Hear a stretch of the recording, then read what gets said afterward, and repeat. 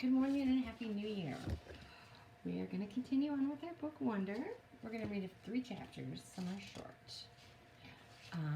Fortunate favors the bold, and then private school, and in science is the 3rd one.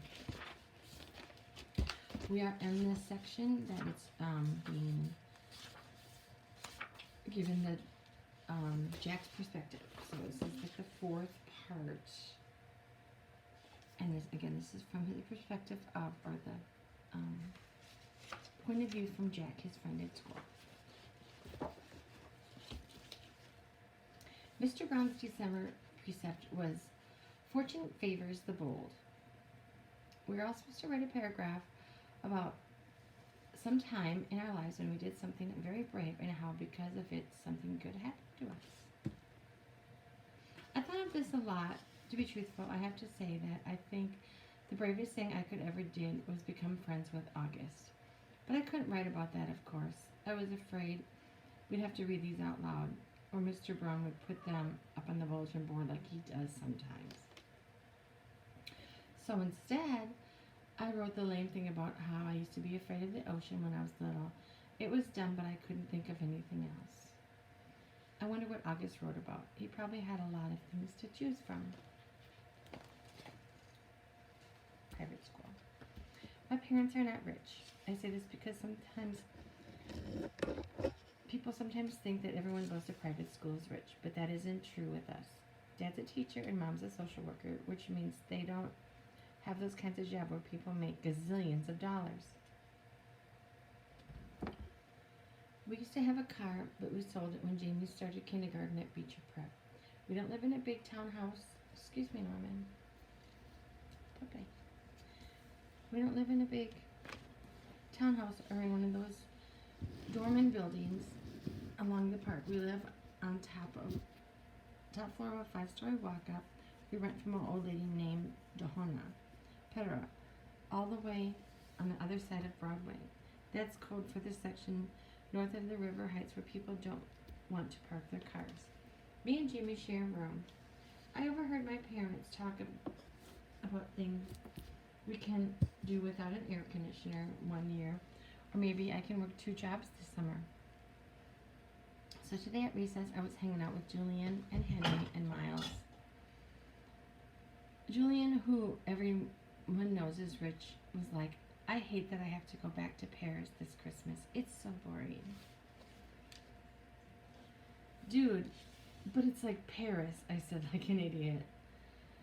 Believe me, it's so boring, he said. My grandmother lives in this house in the middle of nowhere. It's like an hour away from Paris in this tiny, tiny, tiny village. I swear to God, nothing happens there. I mean, it's like, oh, wow.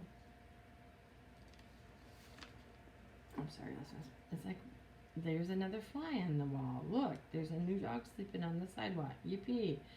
I laugh. Sometimes Julian could be very funny. Though my parents are talking about throwing a big party this year instead of going to Paris, I hope so. What are you doing over break? Said Julian. Just hanging out, I said. You're so lucky, he said. I hope it snows again. I answered. I got this new sled that is so amazing. I was going to tell them about lightning, but Miles started talking first. I got a new sled too. He said, my dad got it from Hamaker Schlemmer. It's so state-of-the-art. How could a sled be state-of-the-art, said Julian. It was like $800 or something. Whoa. Well, I should go sledding and have a race down Skeleton Hill, I said. That hill is so lame, said Julian. Are you kidding, I said. Some kid broke his neck there. That's why they call it Skeleton Hill.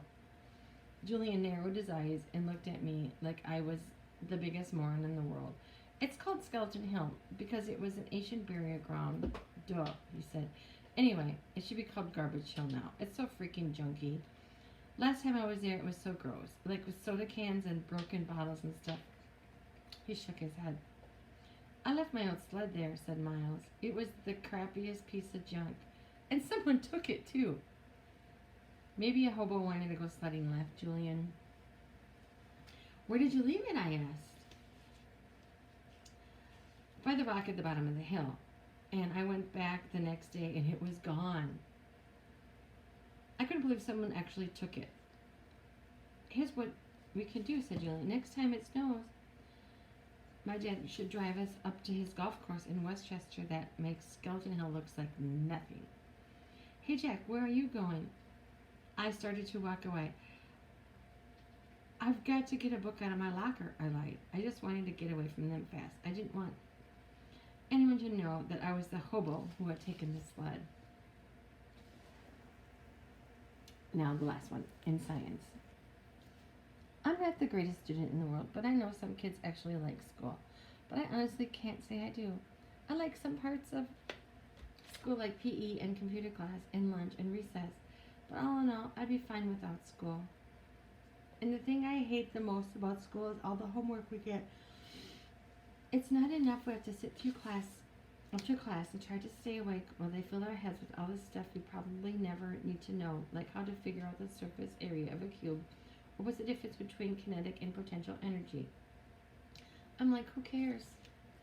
I've never ever heard my parents say the word kinetic in my entire life. I hate science. Out of most of my classes, we get so much work, it's not even funny. And my teacher, Miss Rubin, is so strict about everything, even the way we write our headings on top of our papers. I once got 2 points off a homework assignment because I didn't put the date on top. Crazy stuff.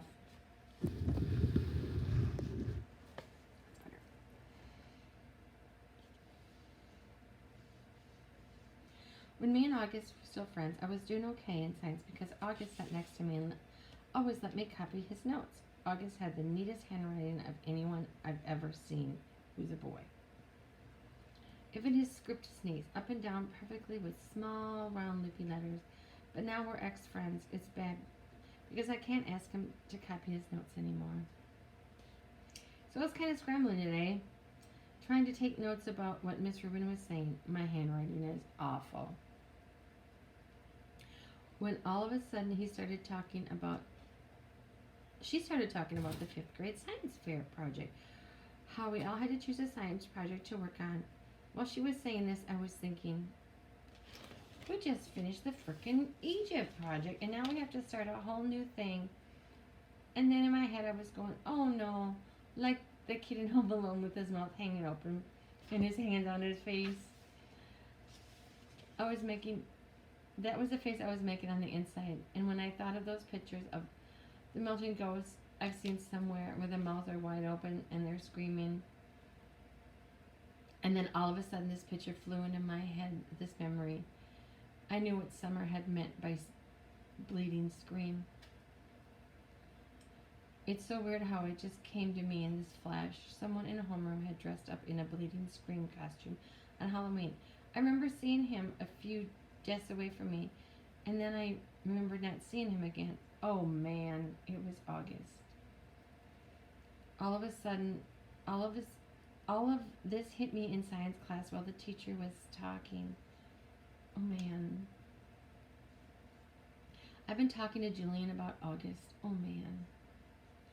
Now I understood. I was so mean. I don't even know why. I'm not even sure what I said, but it was bad. It was only a minute or two.